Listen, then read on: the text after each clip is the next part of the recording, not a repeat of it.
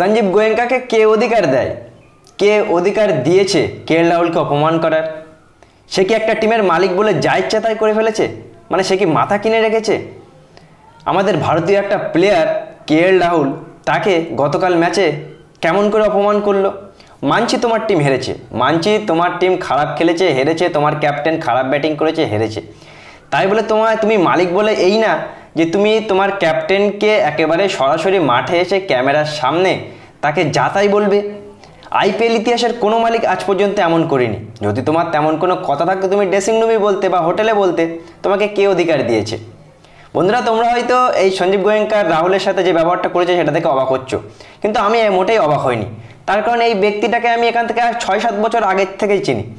এই ব্যক্তিটা মহেন্দ্র সিং ধোনিকে যদি হাঁটাতে পারে ক্যাপ্টেন্সি থেকে, তাহলে তো যা ইচ্ছা তাই করতে পারে। বন্ধুরা, 2016 সালে যখন এই ব্যক্তি পুনের টিমের মালিক ছিল, তখন মহেন্দ্র সিং ধোনি কিছু ম্যাচ খারাপ ক্যাপ্টেন্সি করেছিল, তার টিম হেরেছিল, তার ধৈর্য সহ্য হয়নি, মহেন্দ্র সিং ধোনিকে হাঁটিয়ে স্টিভেন স্মিথকে ক্যাপ্টেন করে। যে ব্যক্তি মহেন্দ্র সিং ধোনির সাথে এমন বাজে ব্যবহার করতে পারে, যে ব্যক্তি মহেন্দ্র সিং ধোনির কাছ থেকে ক্যাপ্টেন্সি কেড়ে নিয়ে অস্ট্রেলিয়ার স্মিথের কাছে দিতে পারে, সেই ব্যক্তি রাহুলের সাথে এমন ব্যবহার করতেই পারে। মানে তোমাকে কে অধিকার দিয়েছে তুমি মালিক বলে যা ইচ্ছা তাই করবে?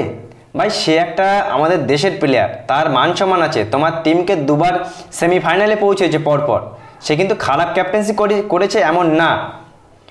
বন্ধুরা, এমনও টিম আছে যারা 2008 সাল থেকে খেলছে, এখনো পর্যন্ত আইপিএল জিতেনি। তোমার টিম তো আসলো সেদিনকে, 3টে বছর মাত্র হচ্ছে, তার মধ্যে 2টো সিজনে তোমার ক্যাপ্টেন রাহুল তোমাদের টিমকে সেমিফাইনালে তুলেছে, কোয়ালিফাই করেছে, কিন্তু তুমি তার সাথে যে ব্যবহারটা করলে এটা কিন্তু মোটাই কাম্য না। তুমি ভাই মালিক বলে যা ইচ্ছা তাই করতে পারো না।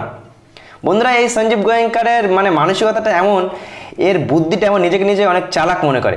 তোমরা হয়তো জানো, যখন কলকাতার সাথে খেলা হয় তখন ইডেন গার্ডেন্সে, তখন লখনৌর জার্সি মোহনবাগানের জার্সি করে দেয় কিন্তু এই সঞ্জীব গোয়েঙ্কার। বাঙালিরা মোহনবাগান টিমের সাথে কতটা ইমোশনাল জড়িয়ে থাকে সে কিন্তু জানে, সে আবার মোহনবাগান টিমেরও মালিক।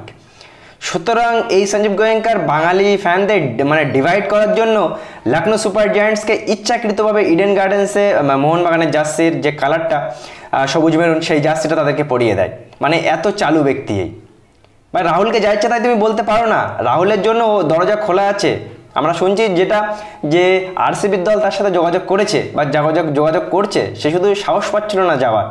কিন্তু যে ব্যবহারটা তুমি করলে ভাই, তোমার টিমে আর রাহুল খেলবে না বা রাহুলকে খেলাই উচিত না। সেই প্লেয়ারটা মাথা নিচু করে কালকে যে শুনছিল, রাহুলকে দেখে খারাপ লাগছিল। সে কি অপরাধী? সে কি কোনো অপরাধ করেছে?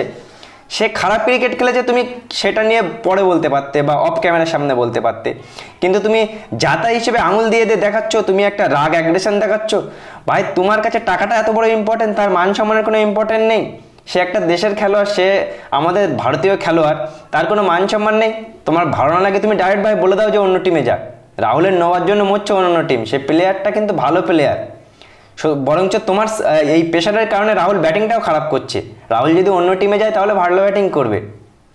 যাচ্ছে তাই ব্যবহার। বন্ধুরা, আইপিএল ইতিহাসে কোনো মালিক আজ পর্যন্ত তার ক্যাপ্টেন বা তার খেলোয়াড়দের সাথে ওপেন ক্যামেরায় ম্যাচ শেষে এমন ব্যবহার করেনি যে ব্যবহারটা সঞ্জীব গোয়েঙ্কার করেছে।